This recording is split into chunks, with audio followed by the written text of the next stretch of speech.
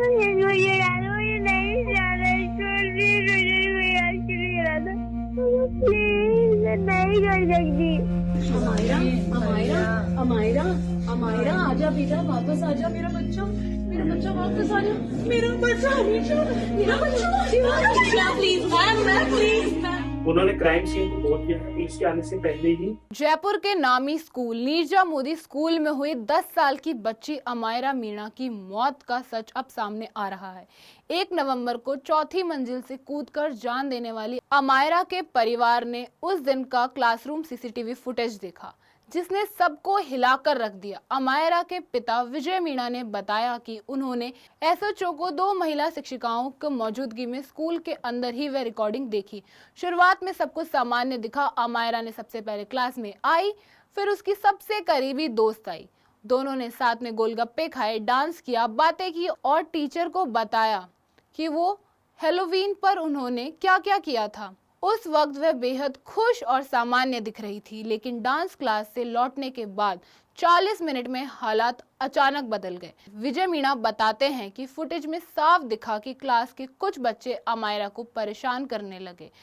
वह स्लेट पर कुछ लिखते और उसे दिखाकर हंसते। अमायरा 5 बार अपनी क्लास टीचर को शिकायत करती है, लेकिन हर बार टीचर उसे टाल देती है। ऑडियो नहीं है, मगर वीडियो में उसके हाव भाव से साफ समझ आता है कि वह बेहद परेशान थी, मदद मांग रही थी, लेकिन किसी ने उसकी गंभीरता को नहीं लिया। कुछ देर बाद टीचर उठती है, अमायरा के बारे में कुछ कहती है, तभी पूरी क्लास उसकी ओर देखने लगती है और सबके चेहरे पर हैरानी होती है। अमायरा सिर पर हाथ रख लेती है, जैसे टीचर की बात वह गहरे सदमे में हो। इसके बाद क्लास में मौजूद एक और बच्ची भी टीचर से कुछ शिकायत करती है और अमायरा की तरफ इशारा करती है। उस पल मायरा के चेहरे पर सवाल झलकता है, मैंने क्या किया? विजय मीणा का कहना है कि जब उन्होंने क्लास टीचर से सवाल किया तो वह बार बार अपना बयान बदलती रही। पहली बोली में अमायरा कह रही थी कि बच्चे खेल रहे हैं और पढ़ने नहीं दे रहे, फिर कहा कि बच्चे डिस्टर्ब कर रहे हैं, लेकिन जब पिता ने कहा कि वह तो 1 मिनट तक बात कर रही थी, इतना ही कहा तो मैडम चुप हो गई। क्लास में बैठी दूसरी टीचर का रवैया भी लापरवाह दिखा। मैथ्स टीचर पूरी क्लास के दौरान टेबल पर बैठी रही और कुछ नहीं बोली। उन्होंने सिर्फ इतना ही कहा कि तबीयत ठीक नहीं थी। विजय मीणा कहते हैं, सीसीटीवी में जो दिखा उससे साफ था कि अमायरा को उकसाया जा रहा था। वह अकेली पड़ गई, बार बार मदद मांगती रही, लेकिन किसी ने भी नहीं सुनी। थक हार कर वह क्लास के बाहर चली गई।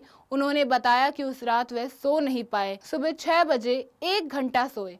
माँ जब तक वह वीडियो रिकॉर्डिंग नहीं देख पाई। अमायरा के माता पिता का आरोप है कि स्कूल में उसे बुली किया जाता था। दूसरे बच्चे उसका मजाक उड़ाते थे, उसका नाम लेकर चिढ़ाते थे। परिवार ने कई बार शिकायत की, लेकिन स्कूल प्रशासन ने उन्हें सामान्य बच्चों की नोक-झोंक कहकर टाल दिया। अब पुलिस ने इस मामले की जांच शुरू कर दी और सीसीटीवी फुटेज जो कि फॉरेंसिक टीम ने अपनी कब्जे में लिया था, वह पूरी कहानी सिर्फ एक बच्ची की मौत की नहीं, बल्कि एक सिस्टम की असफलता की कहानी है।